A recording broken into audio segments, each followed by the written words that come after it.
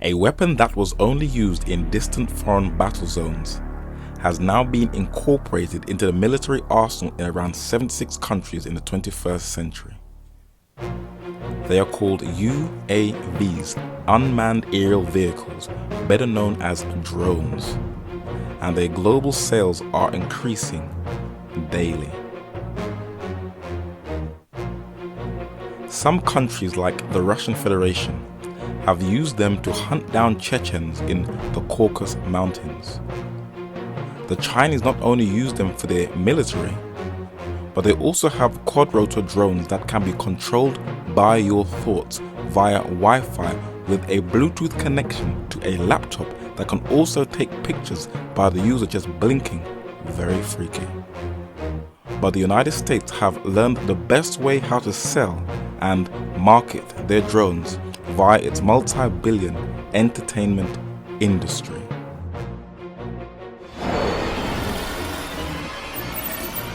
Positive control of the Raven. We're here for drone repair with a mop-up crew. This is Jack Harper. I'm good to go.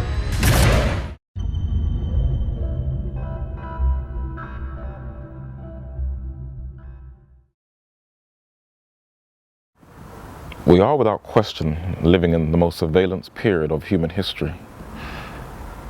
And many who are observing are seeing where everything is leading up to, where every aspect of our lives will eventually be monitored. In my hand I have here a drone. Drones used to be something which were just confined to the United States military. But now your average person can have access to these gadgets, which will be eventually used to monitor every aspect of society. In this study here, we will see how drones are going to play a very powerful role in the monitoring of this planet in part 4 of Rumors of Wars. Coming to you now from the largest studio ever constructed, it's the Truman Show! Yeah! Good morning! Good morning. Oh, and in case I don't see you, good afternoon, good evening, and good night.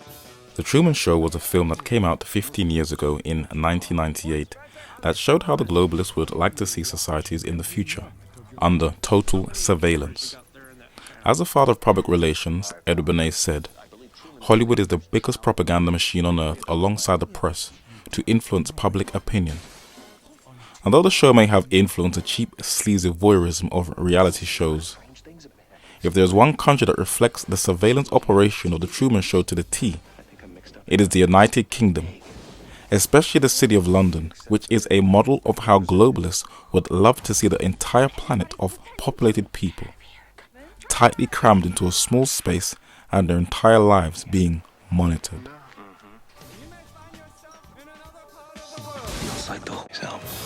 Jim Carrey, The Truman Show. Watch what happens. London has been the world's test bench for a range of tracking devices. Oyster cards or loyalty cards' purpose is to track us, identify our likes and dislikes, and ultimately control us. Facebook and Twitter make their money by tracking, storing, and selling information about their users. Anti-terror legislation in the past 10 years allows local councils and central government to monitor our emails, phone calls, and travel. People in Britain are monitored by more surveillance cameras than anybody else on Earth. The all-seeing eye keeps a track on the people of London. The United Kingdom has 1/4, that is 25% of the entire planet's closed-circuit television cameras. There are more cameras in the UK than the rest of Europe combined, and no matter where you go, you are constantly being watched. In the train stations, on the trains, in the subway, in car parks, as you drive on the roads. And when you walk on the bus and look up, you're being watched. But now they are preparing for new cameras that will be built and fully integrated into the system. They are drones. You look up one day and the skies will be full of flying robots. pilotless drones or UAVs, all programmed to carry out different tasks. There will be security drones circling shops, streaming video back to base, and Royal Mail drones flying parcels to and fro. If you happen to be at the London Olympics, look up and smile. You will most certainly be caught on camera by a Royal Air Force surveillance drone. Remote control drones like the one used to kill terrorists in Afghanistan are being called for by police to fight crime in Britain. It was at the 2012 London Olympics where the UK drones were first tested out to surveil civilians, unbeknownst to the commuters in London. This was supported by the Ministry of Defence, that has also with help from BAE Systems, Rolls-Royce, Quinetic and GE Aviation built the £142.5 million drone called Tyrannus after the Celtic god of thunder, which its stealth technology makes it undetectable. Many people in the UK are opposed to the government's drone programs. For in Aberforth, Wales, the UK is the only place on earth that has built an airport solely dedicated to the flying and testing of drones. The government has also invested into very small drones by purchasing micro helicopters from Norway's Prox Dynamics that are used by British soldiers in combat. The world's smallest drone, a remote control helicopter that can be held in the palm of a hand, is being used by British soldiers against the Taliban in Afghanistan. Black Hornets are a part of a move to produce tiny drones or unmanned aerial vehicles which experts believe will revolutionize warfare. It was first advertised in London's Counter-Terror Expo in 2011, and it won't be long till we see them flying around. But now that the rest of Europe also wants to use drones, which civil liberty groups have said violates their privacy.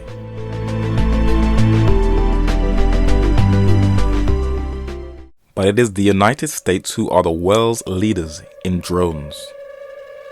The CIA first used pilotless drones in the 1990s during the Balkan Wars, and then just days after 9/11 they were sent to Afghanistan. And now under President Obama's watch, they are in use in Pakistan, Yemen and Somalia, where the CIA claims they are after alleged terrorists.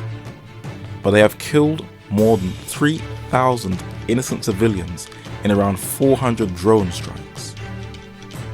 Iran has shot down one of their spy drones and are checking its computer system. But this has not stopped the CIA from using the multi-billion-dollar video game industry to recruit youngsters into the United States war efforts, from exhibitions and then into actual control centers. Alright ladies, the kitten whispers and tickle fights stop now. When did video games become so violent and scary? Games have gotten more intense and more realistic and more engrossing and deeper. Video game culture has expanded into the largest form of entertainment. Call of Duty Black Ops 2 was released in 2012. It is banned in Pakistan for they say it misrepresents their country and shows it in a bad light. It shows weaponry that is already in use and will be used in future combat, such as General Dynamics GD300, a GPS unit Android computer touchscreen phone that delivers global positioning in real time. It clearly shows that drones will be the dominant weapon in use in the not too distant future that will replace human intelligence, but this is not the only video game that foretells it.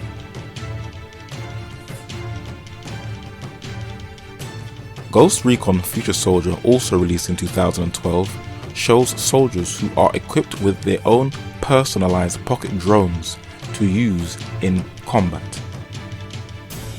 The game also comes with its own 40-minute film that shows what has already become a reality, the controlling of drones by your iPads and smartphones. Congress has already ordered the United States Federal Aviation Administration to work out how to integrate unmanned aerial vehicles into US civilian airspace by 2015. So through Congress, the United States will be dominated by drones in its airspace.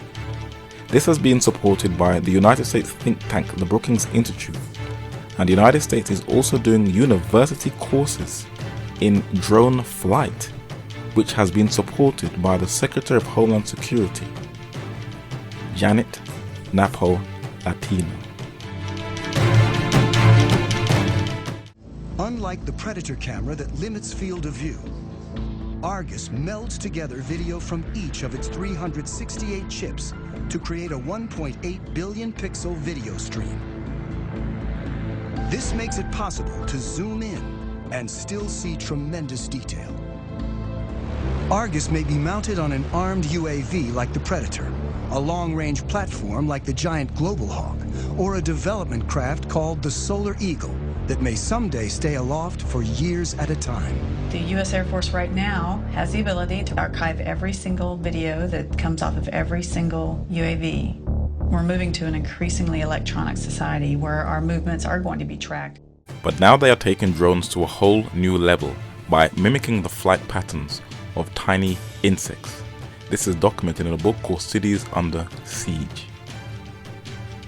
The notion of swarms of minuscule aerial vehicles or even armed robotic insects is now being widely explored in blue sky military thinking.